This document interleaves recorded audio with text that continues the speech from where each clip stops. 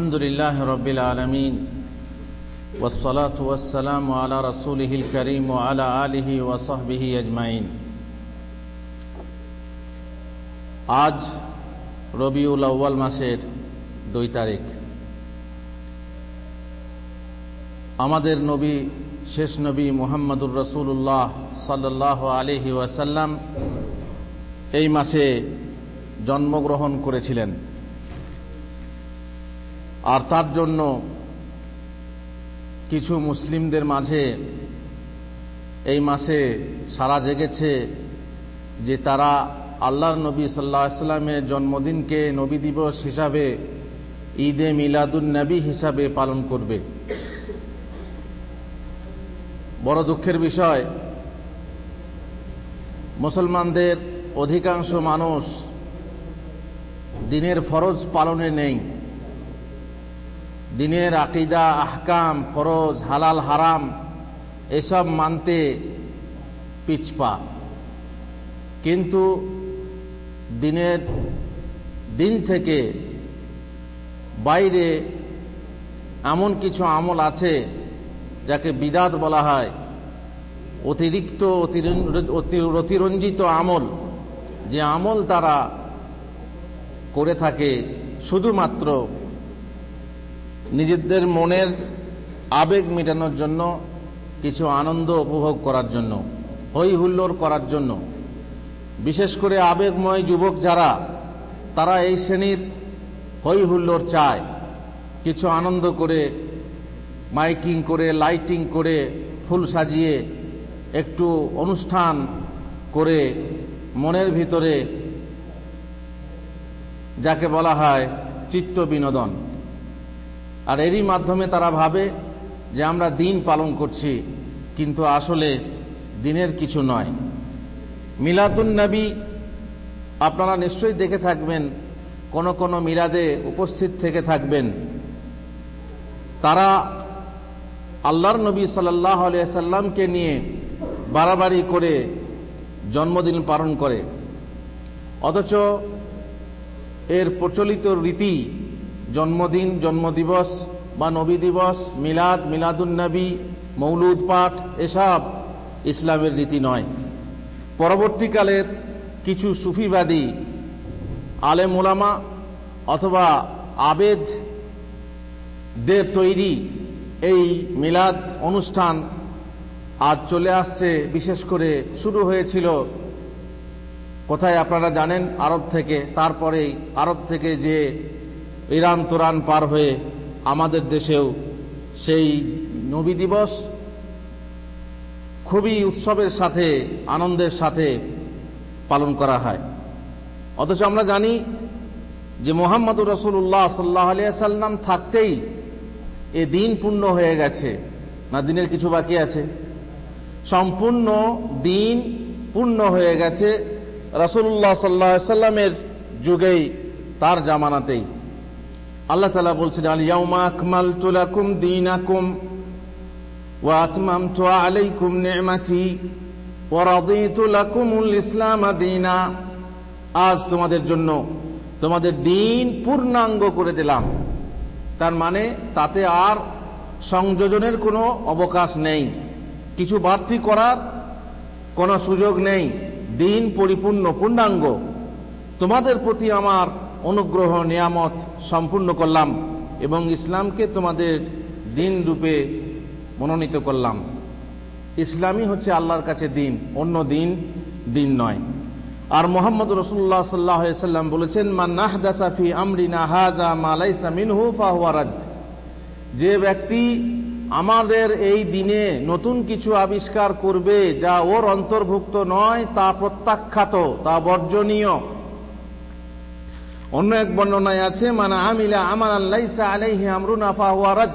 যে ব্যক্তি এমন কাজ করবে, এমন আমল করবে যার নির্দেশ বা যাতে আমাদের কোনো নির্দেশ নেই, শরীয়তের কোনো নির্দেশ নেই, আল্লাহ রসুলের কোনো নির্দেশ নেই, তা বর্জনীয় এবং প্রত্যাখ্যাত। আপনারা জানেন ইসলামে পালনীয় ঈদ হলো কয়টা? 2টা। ঈদুল ফিতর আর ঈদুল আযহা। তৃতীয় ঈদ বলে কোনো ঈদ ইসলামে নেই। মহানবী সাল্লাল্লাহু আলাইহি ওয়াসাল্লাম নবুয়তের 23 বছর কাল নিজের জীবনে কোনো বছর নিজের জন্মদিন পালন করে যাননি। নবুয়ত পেয়েছেন 40 বছর, তাই না? 40 বছর বয়সে। তারপর তিনি 22 কি 23 বছর বেঁচে ছিলেন, তার মধ্যে তিনি একবারও নিজের জন্মদিন পালন করে যাননি। কোনো সাহাবী তা পালন করার নির্দেশও দেননি বা করেননি। তার পূর্ববর্তী নবীদের জন্ম মৃত্যু উপলক্ষে কোনো আনন্দ অথবা শোক পালন করে যাননি।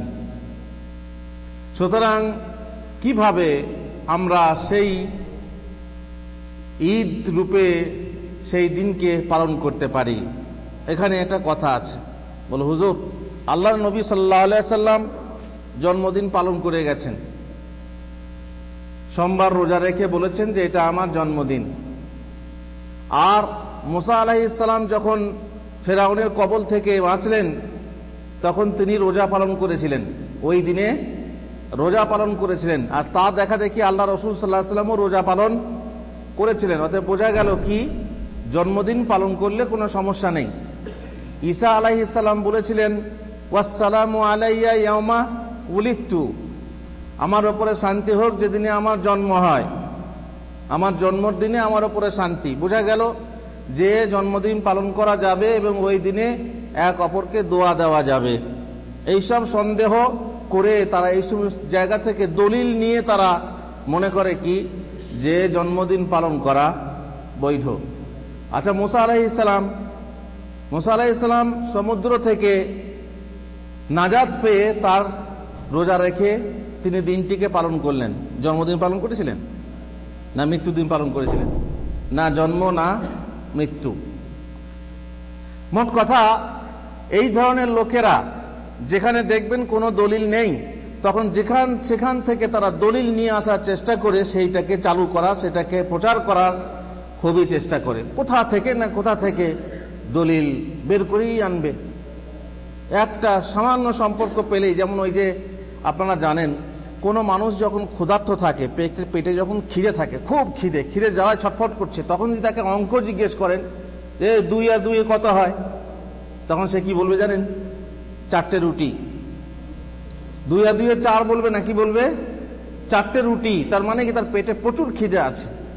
এখন আপনি আপনার আবেগে জন্মদিবস পালন করবেন, আল্লাহর নবীর মিলাদুন নবী পালন করবেন, স্পষ্ট কোনো দলিল নেই, তখন অস্পষ্ট যেখানে যা আছে টেনে টুনে, এই দেখো ঈসা আলাইহিস সালাম বলেছে না ওয়াসসালামু আলাইয়া ইয়াউমা উলিদতু, এই তো জন্মদিনে সালাম, তার মানে জন্মদিন পালন করা চলবে। আরো অনেক দলিল তারা বলে থাকে। আমি আপনাদের সামনে সেই দলিলগুলো পেশ করব এবং তাতে কোনো দলিল আছে কি না জিজ্ঞাসা করব আপনাদেরকে, নাকি ওই যে হাজি পুকুরের দলিল দেখিয়ে গাজী পুকুর দখল করার চেষ্টা করবে, সে কথা আপনাদেরকে ইনশাআল্লাহ বলবো। তার আগে আপনাদেরকে ইতিহাস বলে দিই। কথা বললাম যে 4 খলিফার মধ্যে কোনো খলিফা আর না তারপরে বাদশারা, মুয়াবিয়া থেকে নিয়ে ইয়াজিদ, যারা বাদশাহ থেকেছেন, খেলাফতকালে রাষ্ট্রীয়ভাবে অথবা একাকী নবী দিবস পালন করে যাননি। এখন তো মাশাআল্লাহ রাষ্ট্রীয়ভাবে নবী দিবস পালন হচ্ছে। কেন বলুন তো? কেন রাষ্ট্রীয়ভাবে নবী দিবস পালন হচ্ছে? কেন হচ্ছে বলুন তো? তার কারণ রাষ্ট্র বা রাষ্ট্র নেতার নীতি হচ্ছে যে অধিকাংশ মানুষের ভোট নিয়ে যখন আমি গদিতে টিকে আছি তখন অধিকাংশ মানুষেরই মনকে সন্তুষ্ট করতে হবে। এই জন্য অধিকাংশ মানুষের কণ্ঠকে বন্ধ করতে পারবো না, অতএব তাদের দাবিকে মেনে নিয়ে ছুটি ঘোষণা করা হোক। আর সমস্ত প্রচার মাধ্যমগুলোকে করা হয় না? কেন খেলা প্রচার করা হয়? খেলাতে কি আছে? কেন খেলা প্রচার করা হয়? কারণ তারা জানছে এই যুবকদেরকে মাতিয়ে না রাখলে, বুঝতে পারছেন?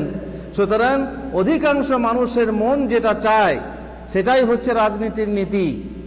কারণ সংখ্যাগরিষ্ঠতা না পেলে আমি ভোটে জিততে পারবো না, এই জন্য চলছে। কিন্তু খোলাফায়ে রাশেদিন থেকে নিয়ে কোনো মুসলিম বাদশাহ, তার মানে শুরুর দিকে বলছি, পরবর্তীতে মুসলিম বাদশারাই করেছে এটা। যদি মুসলিম বাদশারা এতে সহযোগিতা না করতো তাহলে এই পরিমাণে হতো না।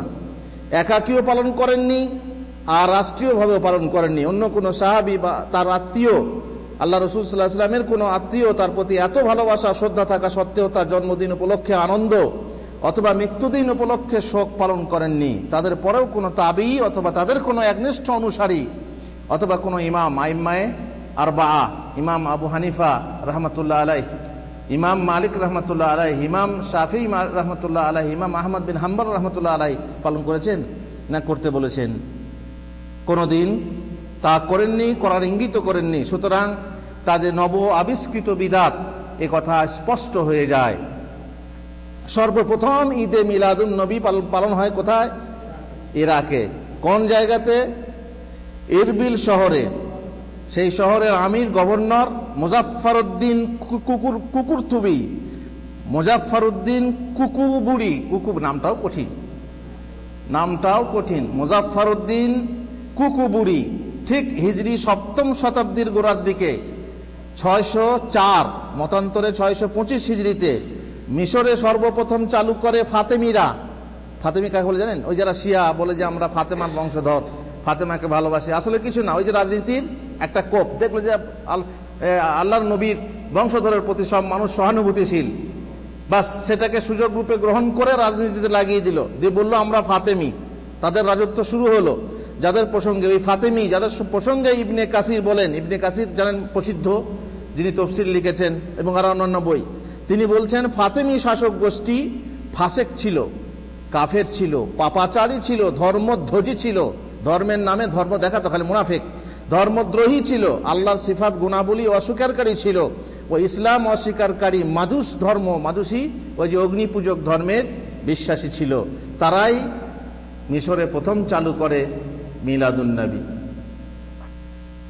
তাছাড়া মিলাদের সময় তারা বিভিন্ন খানকাহে গান বাজনার আসর বসাতো।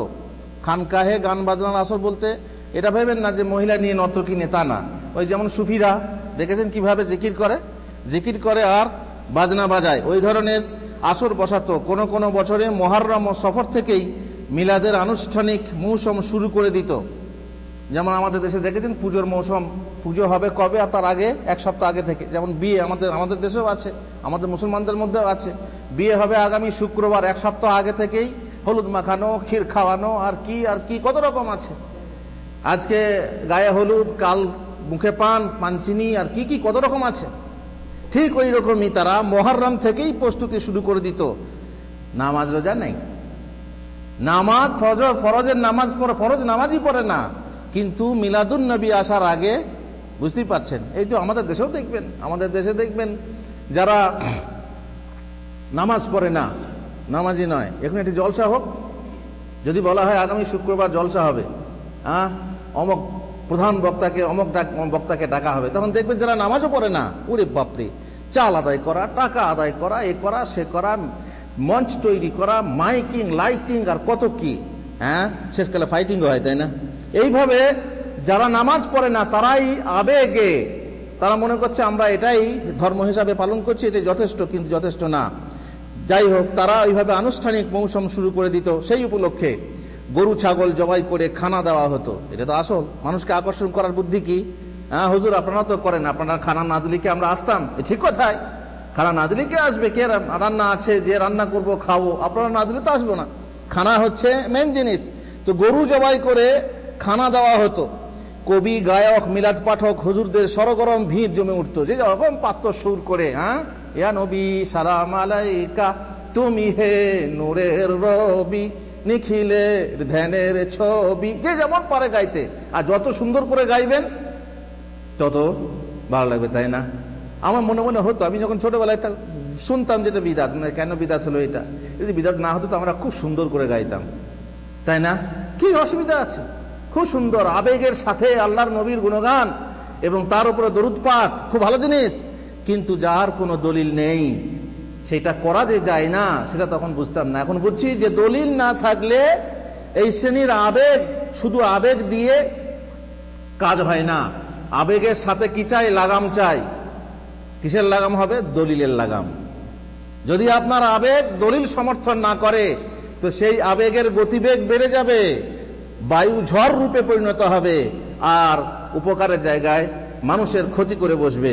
মোট কথা, তারা ওইভাবে মিলাদ উপলক্ষে মিথ্যা কাহিনী এবার শুরু হলো, জাল হাদিস তৈরি করতে। কত রকমের জাল হাদিস আছে, কিছু যদি পারি সময় থাকে তো বলবো ইনশাআল্লাহ। গল্প, কবিতা, নাত, গজল তৈরি করা হতো। বহু হুজুর তার সপক্ষে বই লিখে তাদের সহযোগিতা করেছিলেন। সর্বপ্রথম আবুল খাত্তাব নামক এক হুজুর আত-তানবীর ফি মাওয়ালিদিল বাশির নাজির নামক বই লিখে শাহ মুজাফফরের খিদমতে পেয়ে, ওই যে মিলাদের প্রতিষ্ঠাতা, মিলাদের আবিষ্কারক শাহ মুজাফফরের খিদমতে পেশ করলে তিনি তাকে 1000 স্বর্ণ মুদ্রা দিয়ে পুরস্কৃত করেন। আর বাকি থাকে এখানে সৌদি আরবে একবার ঘোষণা হলো, যে ব্যক্তি আল্লাহর নবীর জীবন চরিত্রের সব থেকে ভালো কিতাব লিখবে তাকে কত হাজার রিয়াল আমি ভুলে গেছি, তখনকার যুগে কয়েক লক্ষ, 25 লক্ষ না কত লক্ষ টাকা হয়েছিল, হ্যাঁ, প্রসিদ্ধ হয়ে গেল। সেই বইটার নাম কি জানেন? আর রাহিকুল মাখতুম। সারা বিশ্বে আমাদের ইন্ডিয়ার, আমাদের ভারতের এক লোক সে ফার্স্ট হয়েছে, 25 লক্ষ টাকা পুরস্কার সেই যুগে। এই যুগে তো আরো বেশি হবে। 25 লক্ষ টাকা পুরস্কার পেয়েছে, আল্লাহর নবীর জীবন চরিত্রে ফার্স্ট হয়েছে। রাবেতা আলম থেকে এর প্রতিযোগিতা ছাড়া হয়েছিল, প্রসিদ্ধ হলো না? এখন দেখুন সারা বিশ্বে ওই বই চলছে। আপনার বাংলাতে অনুবাদ হয়েছে, ইংরেজিতে অনুবাদ হয়েছে, উর্দুতে আছে, আরবিতেও আছে, বিভিন্ন ভাষায় অনুবাদ হয়েছে, প্রচার হয়ে গেল। ঠিক এই রকম যখন মিলাদের উপরে বই লেখা হলো এবং বাদশার সামনে পেশ করা হলো, তখন বাদশাহ আর সেই পর্যায়ে, রাজনৈতিক পর্যায়ে প্রচার হয়ে গেল মিলাদ।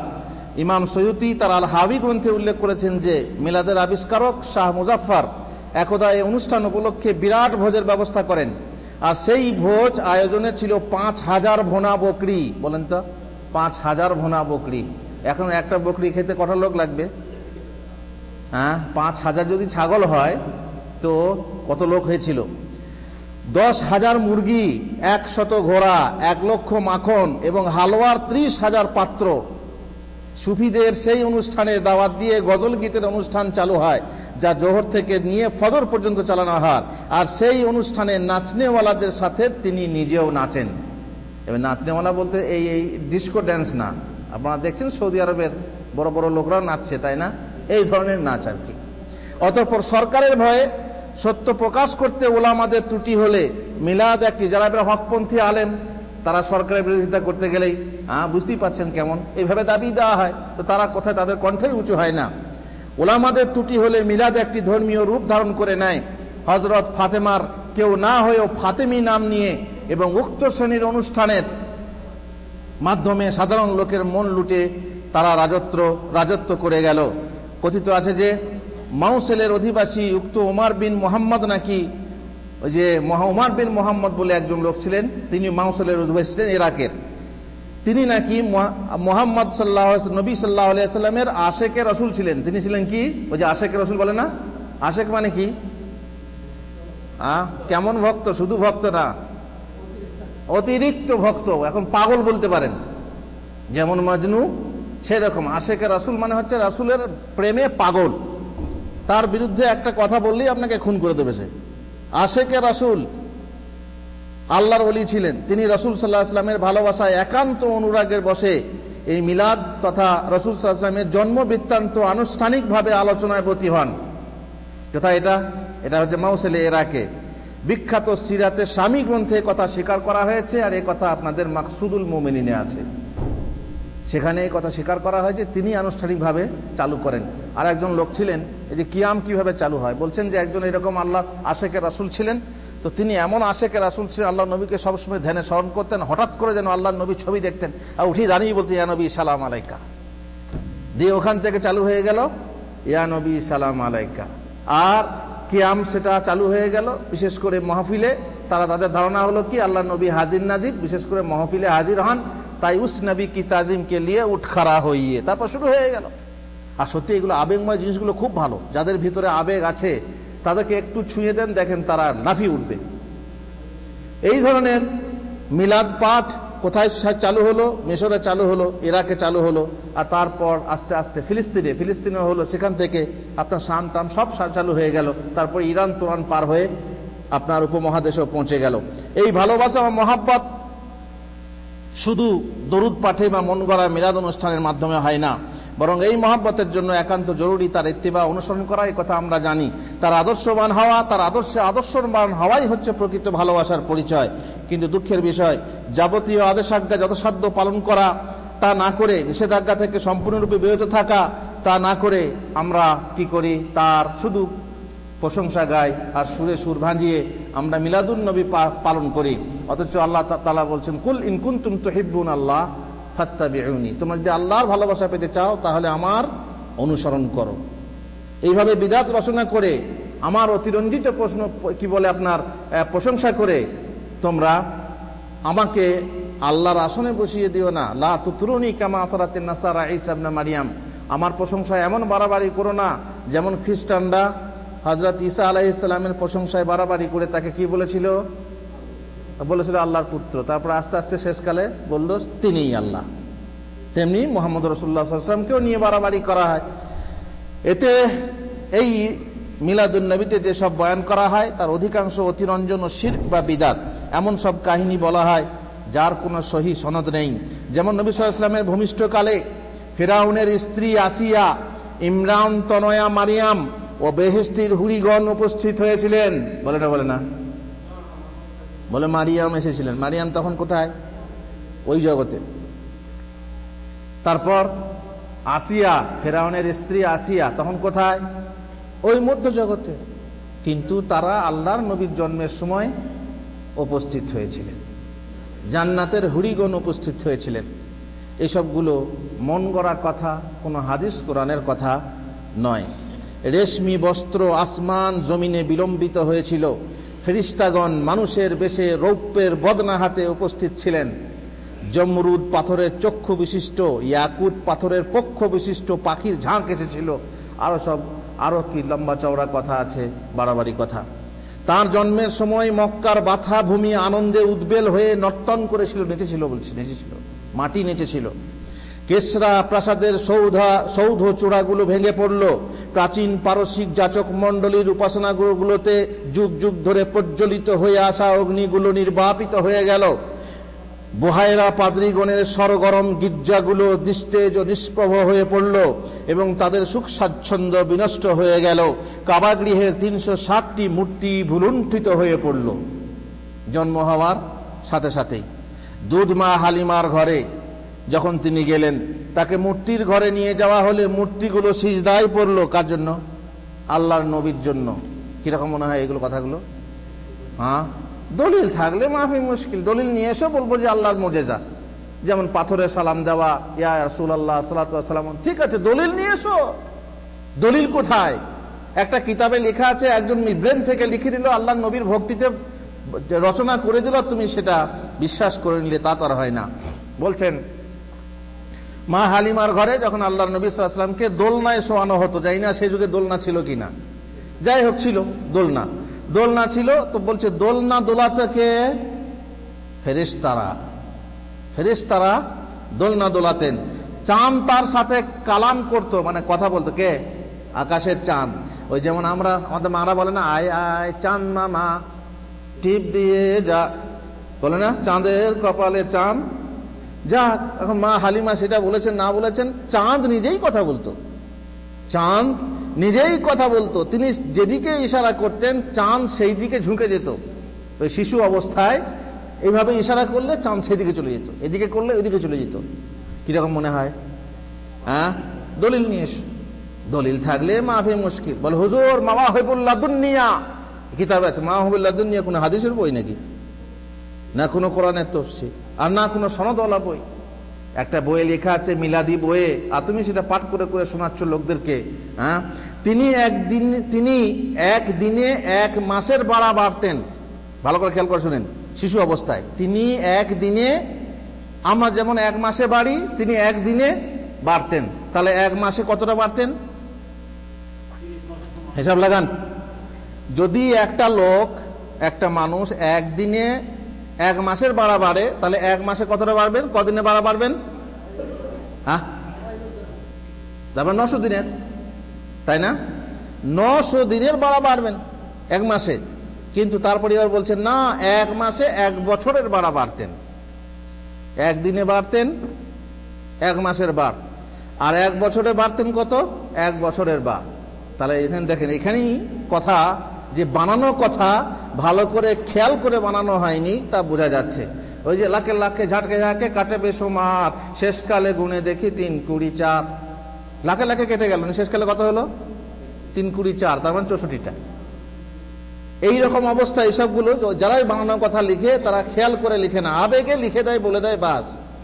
2 মাস বয়স হলে তিনি বসা শুরু করেন, তারপরে আরো সব কি কি আছে, কত বছর বয়সে, কত মাস বয়সে কি কি করেন, সব অতিরঞ্জিত কথা। দুধ মাতা হালিমার ঘরে থাকাকালে বকরিতে তাকে সিজদা করত, বকরি এসে তাকে চুমা দিত আল্লাহ নবী সাল্লাল্লাহু আলাইহি ওয়াসাল্লামকে। ঠিক আছে, দলিল নিয়ে এসো। যে জায়গায় তিনি পা রাখতেন সবুজ ঘাসে আস্তীর্ণ হয়ে যেত, যেখানে তিনি পা রেখেছেন সেখানেই সবুজ হয়ে গেছে। যে অতিরিক্ত দলিলহীন বয়ান আর একটা আছে, তিনি খতনাকৃত অবস্থায় জন্মগ্রহণ করেন। বলা হয় আল্লাহর নবী সাল্লাল্লাহু আলাইহি ওয়াসাল্লাম যখন জন্মগ্রহণ করেন তখন তার খতনা করা ছিল। আপনারা বর্তমানেও বহু লোককে দেখবেন বা বহু শিশুকে দেখবেন যে খতনাহীন অবস্থায়, খতনা করা অবস্থায় জন্মগ্রহণ করার কথা না, যে ফেরেশতারা খতনা করে দিয়েছেন আগে, কি মায়ের পেটেই খতনা হয়ে গেছে, এসব কিছু না। মানে যখন জন্ম হয় তখন কারো কারো মানে ওই খতনার মতো দেখতে লাগে, ঠিক কিনা? খতনা করার মতো দেখতে লাগে, সেই হিসাবে মনে করা হয় যে খাতনাকৃত অবস্থায় জন্মগ্রহণ করেছে। এবং যদি আমাদের সমাজে হয় তাকে মনে করা হয় কি, যে ভবিষ্যতে বড় কিছু হবে। কিন্তু মুসলমান ছাড়া অমুসলমানদের ঘরেও খতনা করা ছেলে জন্ম হয় না? হয়। মানুষের যে কোনো সম্প্রদায়ে হয়। তার মানেই এই নয় যে সে আল্লাহর পক্ষ থেকে কোনো একটা বিশেষ গুণ নিয়ে এসেছে। সুতরাং যে আছে বর্ণনাগুলোতে আছে যে আল্লাহর নবী খাতনা করে জন্ম হয়েছিল, সেসব জন্মের কোনো ভিত্তি নেই। বরং সঠিক হলো আরবের প্রচলিত প্রথা অনুযায়ী 7ম দিনে তার খাতনা করা হয়েছিল।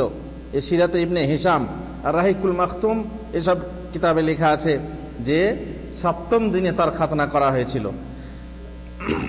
যার নিন্দায় কোরআনের একটি সূরা আছে, সেই আবু লাহাব, তাব্বাত ইয়াদা আবি লাহাব, তার নিন্দায় কোরআনের সূরা আছে। সেই আবু লাহাব জন্মের খবর শুনে আনন্দে উৎফুল্ল হয়ে কৃতদাসী সুয়াইবাকে হাতের 2 আঙ্গুলি দ্বারা ইশারা করে আজাদ করে দিল। অতঃপর তার মৃত্যুর পর বাস এইটুকু, খুশি হয়ে সুয়াইবাকে আজাদ করে দিল, স্বাধীন করে দিল। মুহাম্মদের জন্মের জন্য খুশি করার ফলে তার কি হলো, তার মৃত্যুর পর কোনো ব্যক্তি তাকে স্বপ্ন দেখলো, যে আবু লাহাবকে মরার পরে স্বপ্নে দেখলো, জিজ্ঞাসা করলো তুমি কি অবস্থায় আছো? সে বলল আমি দোজখে আছি, তবে প্রতি সোমবার রাত্রিতে আমার আযাব কমিয়ে দেওয়া হয়, আর এই 2 আঙ্গুল হতে আমি পানি চুষে খাই। শুনেছেন এরকম ওয়াজ শুনবেন। বলছে যে আবু লাহাব সে কাফের, সে যদি আঙ্গুলের ইশারায় দাসী আজাদ করার ফলে জাহান্নামের শাস্তি হালকা হয় এবং পানি চুষে খেতে পায়, কাফের খুশি করলে পরে যদি সে এরকম স্বভাব পায়, তাহলে আমরা মুসলমান হয়ে কেন আল্লাহর নবীর জন্মে খুশি পালন করব না? এইরকম মানুষকে বোঝানো হয়। ফলে মানুষ ভাবে হ্যাঁ তাহলে ঠিক আছে, জন্মদিবস পালন করতে হবে। কিন্তু এইরকম জন্মদিবস পালন করার পদ্ধতি রাসূলুল্লাহ সাল্লাল্লাহু আলাইহি ওয়াসাল্লাম বলেছিলেন।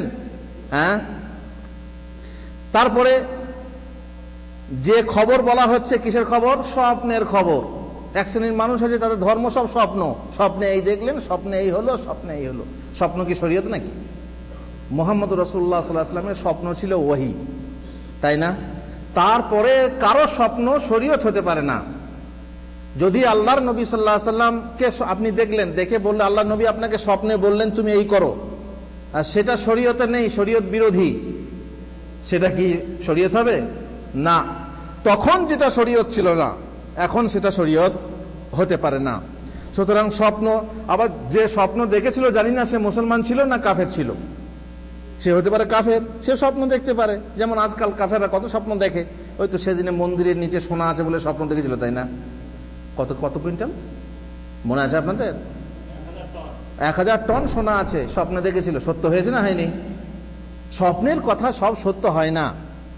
স্বপ্নের কথা সব কেন বললাম? এই জন্য যে কোনো কথা আল্লাহর পক্ষ থেকে হলে ভালো বান্দার জন্য সে স্বপ্ন সত্য হয়, তার আপনার ব্যাখ্যা করলে, তাবিল করলে সেটা সত্য হয়। কিন্তু স্বপ্নের মাধ্যমে দেখলো যে আবুল আহাবের আঙ্গুল চুষে, যে আঙ্গুলের ইশারা দিয়ে সোয়াইবাকে স্বাধীন করেছিল বলে আঙ্গুল চুষে পানি খায়, তার মানে জাহান্নামে তো পানির ব্যবস্থা নেই, তাই না? আঙ্গুল চুষলেই পানি। কোন আঙ্গুল? যে আঙ্গুলের ইশারাতে দাসী স্বাধীন করেছিল আল্লাহ নবী সাল্লাল্লাহু আলাইহি ওয়াসাল্লামের জন্মের খুশিতে।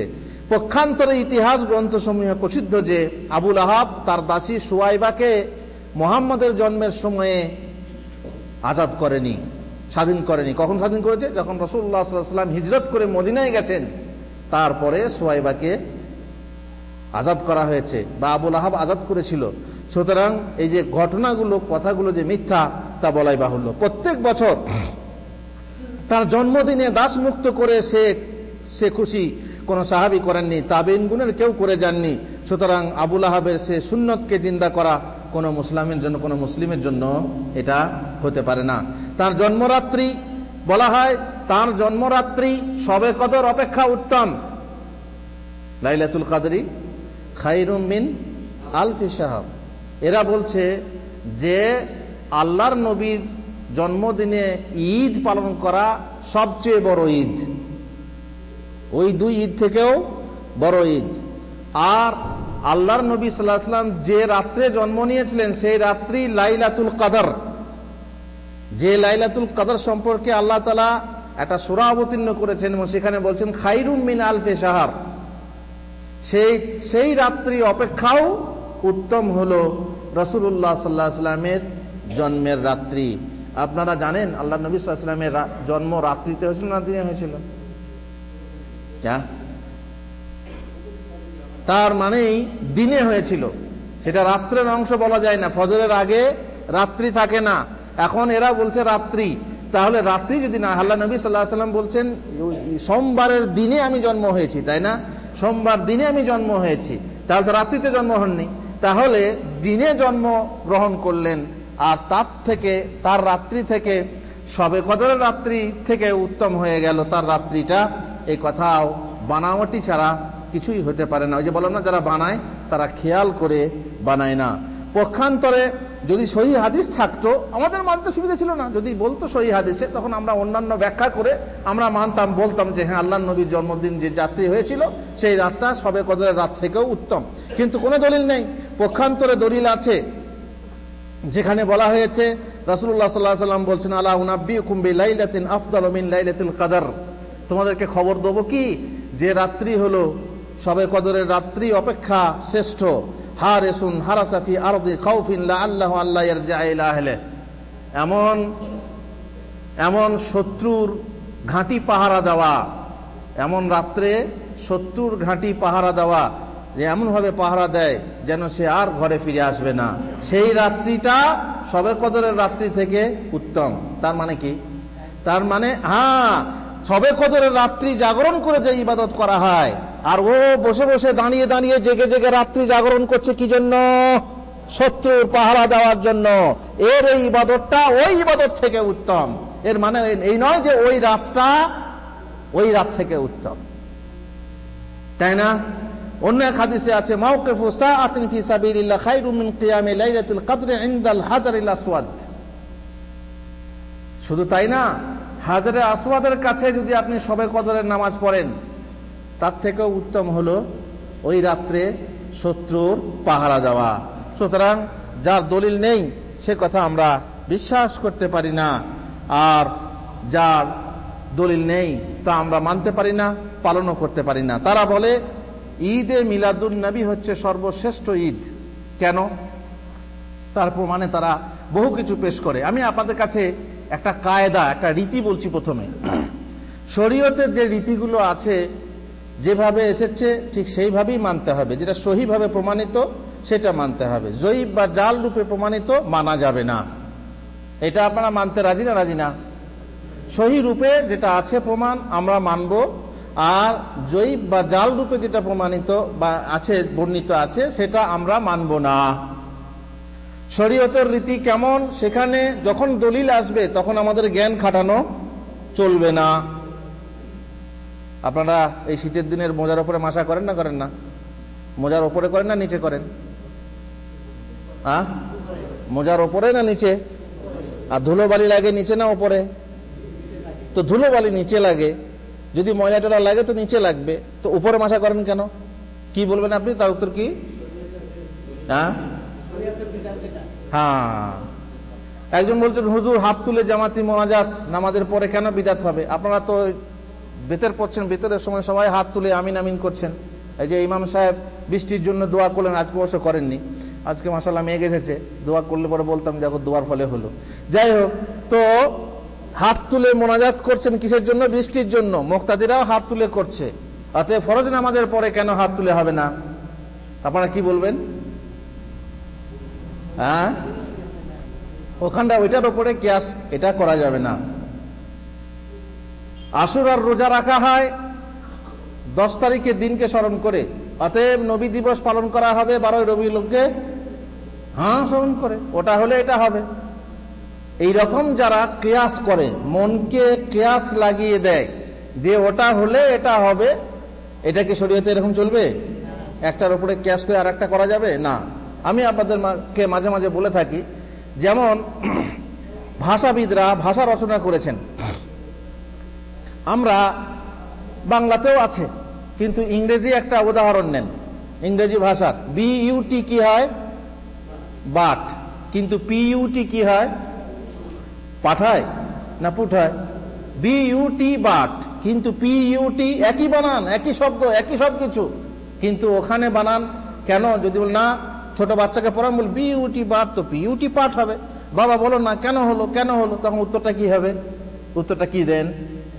বাবা, যাদের ভাষা তারাই এরকম করেই উচ্চারণ করেছে, আমাদের বলার কিছু নেই। যদি পিইউটি পাঠ বলি তো বেকুব বলবে, বলবে মূর্খ, জানে না কিছু, মুখ মাফি, বলবে না? বলবে না? সেই রকমই শরীয়তের যা কিছু এসেছে, শরীয়ত থেকে যখন এসেছে তখন আমরা আমান্না ওয়া সাদ্দাকনা ওয়া সাল্লামনা, বুকের ভিতরে কোনো হারাজ থাকবে না, কোন রকমের ওই যে লা ইয়াকুনু ফি কলবি হারাজ, কি বলে, ইউসাল্লিমু তাসলিমা, একদম মেনে নিতে হবে, যেভাবে শরীয়ত বলেছে সেইভাবেই আমাদেরকে মেনে নিতে হবে। আর একটা কথা মনে রেখে দেন, প্রত্যেক ইবাদত কবুল হওয়ার ভিত্তি হলো তাওহীদ। প্রত্যেক ইবাদত কবুল হওয়ার মৌলিক শর্ত হলো দুটো, প্রথম হচ্ছে ইখলাস, আর দ্বিতীয় কি? তরিকায়ে মুহাম্মাদি। এছাড়া ইবাদত কবুল হবে? একমত? একমত, বেশ, ঠিক আছে। এবার চলুন, বলছে ওরা যে যদি ঈদ মানেই আমরা মেনে নিই, যদি আমরা মনে করি যে আল্লাহ নবী সাল্লাল্লাহু আলাইহি ওয়াসাল্লাম যেদিনে জন্মগ্রহণ করেছিলেন সেদিন হচ্ছে ঈদ, ঠিক আছে, ঈদ। যেমন আমরা ঈদুল ফিতরকে ঈদ মনে করি, আর ঈদুল আজহাকেও ঈদ মনে করি, কিন্তু সেই ঈদ আমরা নিজেদের ইচ্ছা মতো পালন করি নাকি আল্লাহ নবী সাল্লাল্লাহু আলাইহি ওয়াসাল্লাম যেভাবে পালন করছে সেভাবে পালন করি? যেমন ঈদুল ফিতরের কথা ধরুন, ঈদুল ফিতরের দিনে কি করতে হয়? ফিতরা দিতে হয়, তারপরে কি করতে হয়?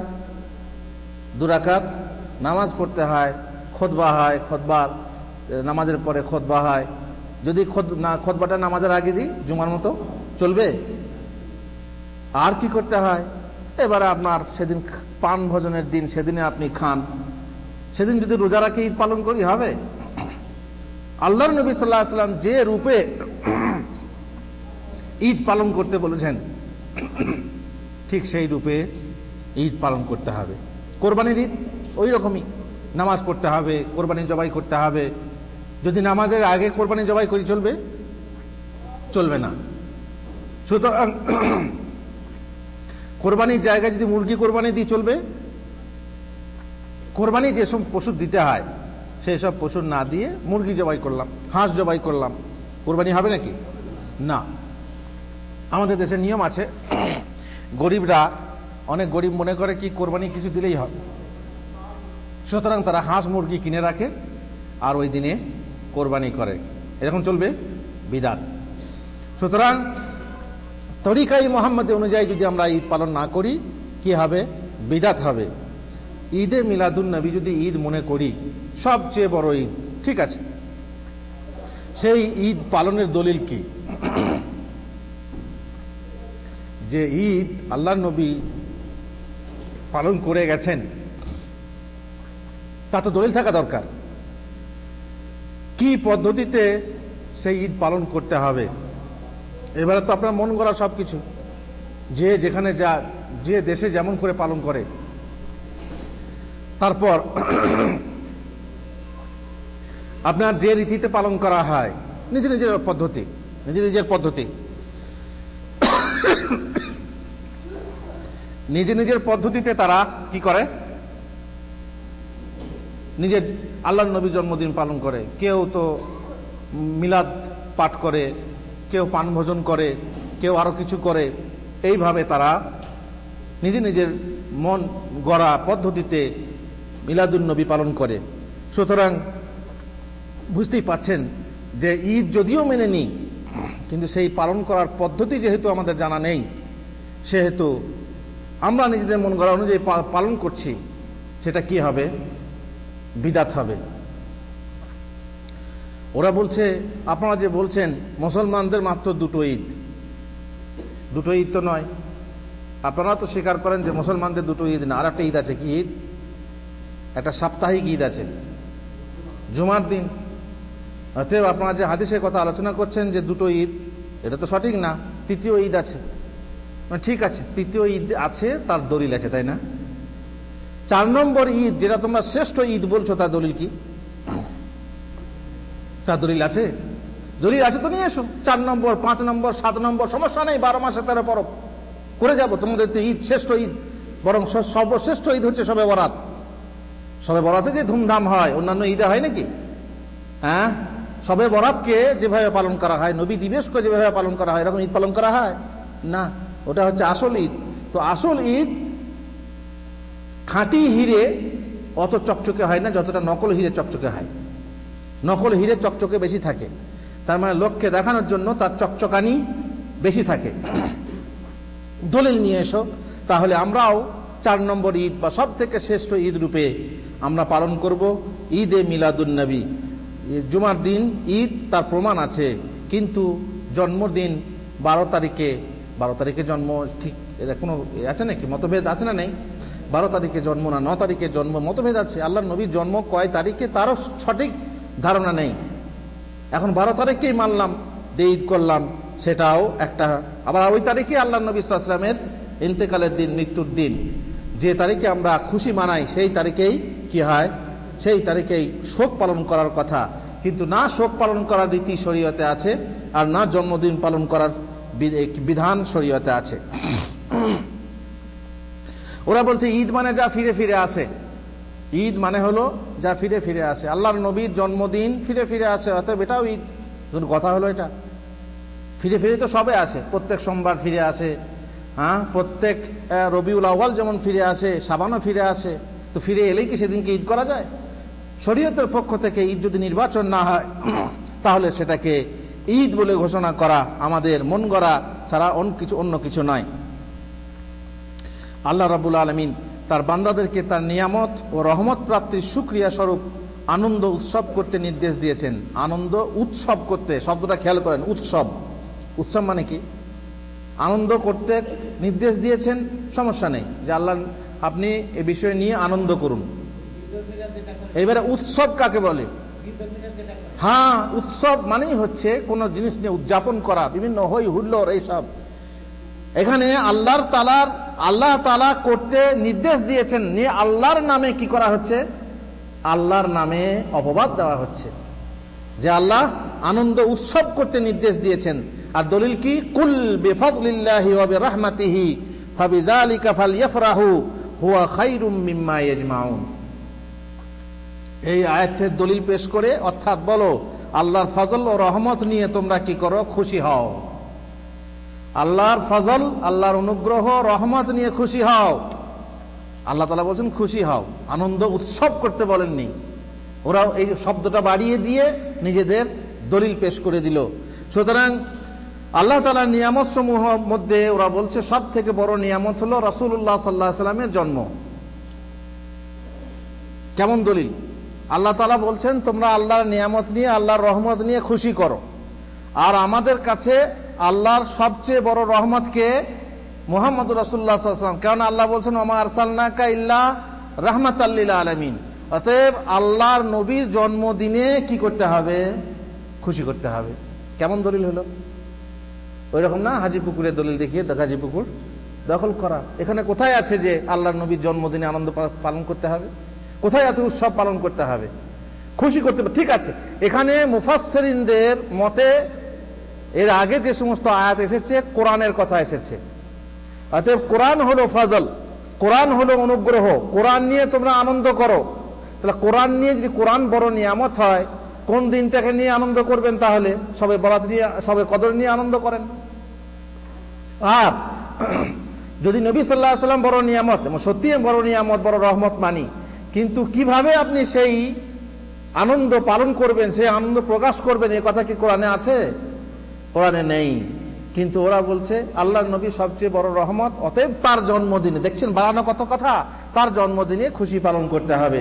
ওই যেমন মোনাজাতিরা বলছে না, মোনাজাতিরা ইন্নাল্লাযীনা ইস্তাকবিরুনা আন ইবাদাতি সায়াদখুলুনা জাহান্নামা দাখিরিন, যারা আমার ইবাদত, কি বলে, দোয়া হচ্ছে ইবাদত, আর আল্লাহ বলছেন যারা আমার ইবাদত থেকে মুখ ফিরিয়ে নেবে তারা লাঞ্ছিত অবস্থায় জাহান্নামে যাবে। অতএব ফরজ নামাজের পর হাত তুলে মোনাজাত করতে হবে। ঠিক এইরকমই একটা দলিল নিয়ে মাঝখানে এক জায়গায় দিয়ে ফিট করে দিল, দিয়ে বলছে এইভাবে পালন করতে হবে। কিন্তু এই ধরনের পালন করার নিয়ম হাদিস যদি থাকতো, কিংবা কোরআনের আয়াত স্পষ্ট করে বলা হতো যে এটা হচ্ছে তোমাদের আল্লাহর নবীর রহমত, অতএব সেই রহমতের খুশি পালন করার জন্য তোমরা এইভাবে ঈদ উদযাপন করো, তাহলে আমরা ঈদে মিলাদুন নবীকে সবচেয়ে বড় ঈদ মনে করতাম। আমাদের মানতে কোনো বাধা নেই, সবচেয়ে বড় ঈদ, সমস্যা কি? কিন্তু আমরা চাই দলিল, আমরা হচ্ছি দলিল ভিত্তিক মানুষ। দলিল ছাড়া আমরা না কারো ঘর বলে স্বীকার করব, না কারো জমি বলে স্বীকার করব, না কারো দোকান বলে স্বীকার করব। বোঝা গেল কি? রাসূলুল্লাহ সাল্লাল্লাহু আলাইহি ওয়াসাল্লাম যেমন সোমবার রোজা রেখে ঈদ পালন করেছিলেন বা নিজের জন্মদিন পালন করেছিলেন, আপনারাও করুন। সোমবার রোজা রেখে আল্লাহর নবী জন্মদিন পালন করুন, সমস্যা আছে নাকি? যদি জন্মদিন পালন করতেই হয়, আল্লাহর নবী যে পদ্ধতিতে পালন করেছেন সেই পদ্ধতিতে পালন করুন, রোজা রাখুন। আপনি এই হাদিস থেকে যে আল্লাহর নবী সোমবার রোজা রাখতেন, কেন না তার জন্মদিন, ঠিক আছে, তাহলে প্রত্যেকের জন্মদিন, আপনার জন্ম কবে? বুধবার, ওনার জন্ম রবিবার, ওনার জন্ম শুক্রবার, তাহলে সবাই নিজে নিজে জন্মদিন রোজা রাখুক, তাই না? যদি কেউ রাখে তো বিধাত হবে না? তাহলে সোমবার রোজা রাখা যদি বিধান হয়, তাহলে প্রত্যেক সোমবার রোজা রেখে যদি আপনি মনে করেন যে আমি জন্মদিনই পালন করবো আল্লাহর নবীর, আল্লাহ নবী জন্মদিন পালন করেছেন সোমবার রোজা রেখে, তো প্রত্যেক সোমবারই তো রোজা রাখতে হবে, তাই না? তা না করে কেবল একটা দিন, যে দিন বিতর্কিত, সেই দিন আল্লাহর নবীর জন্মদিন কি না বলে বিতর্কিত, সেই দিনকে কেন্দ্র করে রোজা রাখো। বোঝা গেল মন গড়া খুশি করা ছাড়া তোমাদের আর কোনো বুদ্ধি নেই, শুধু খাওয়ান দাওয়ানের ব্যবস্থা ছাড়া আর কিছু নেই। রাসূলুল্লাহ সাল্লাল্লাহু আলাইহি ওয়াসাল্লাম জন্মদিনকে কেন্দ্র করে যে বাড়াবাড়ি করা হয়, বলছে হযরত আবু বকর বলছেন, যে ব্যক্তি মিলাদুন নবী উপলক্ষে 1 দিরহাম খরচ করবে সে জান্নাতে আমার সঙ্গী হবে। আবু বকরের জামানায় কি মিলাদুন নবী ছিল নাকি? বলছে হাদিস দেখুন, যে ব্যক্তি মিলাদুন নবী উপলক্ষে 1 দিরহাম খরচ করবে সে জান্নাতে আমার সঙ্গী হবে, অন্য মতে 70 হজের সওয়াব পাবে। এগুলো মিথ্যা কথা না? হযরত আলী বলেছেন, যে ব্যক্তি মিলাদুন নবীকে সম্মান করবে সে ঈমানের সাথে মৃত্যুবরণ করবে এবং বিনা হিসাবে জান্নাত যাবে। এইসব মিথ্যা কথা। মিথ্যা কথাগুলো যে আল্লাহ নবী খোলাফায়ে রাশিদিনের যুগে নিশ্চয়ই মিলাদ ছিল না, অথচ এইভাবে তারা প্রচার করা থাকে। পাকা দলিল যখন না থাকে তখন মানুষ জেতার উদ্দেশ্যে কোনো কোনো দলিল পেশ করে তারা মানে নিজেদের রীতি প্রচলিত করতে চায়। মনে করুন একটা লোক যখন সমুদ্রে ডুবতে থাকে, নদীতে পুকুরে ডুবতে থাকে, যখন কিছু পায় না তখন একটা খড় কুটা ভেসে থাকলে সেইটাকেই জড়িয়ে ধরে, তাই না, যে যদি আমি বেঁচে যাই। কিন্তু খড় কুটা কোনো দিন মানুষ বাঁচাতে পারে না। তেমনি এই ধরনের আনাই ধানায় আনাই পানায় এদিক সেদিক করে যদি কোনো দলিল নিয়ে আসা হয়, তাহলে সেই দলিল দিয়ে মিলাদুন নবী প্রমাণ করা যায় না এবং পালন করা যায় না। যেটা বিদাত সেটা বিদাত। আল্লাহ তাআলা আমাদেরকে বিদাত মানার তৌফিক দেন, বিদাত থেকে দূরে থাকার তৌফিক দেন।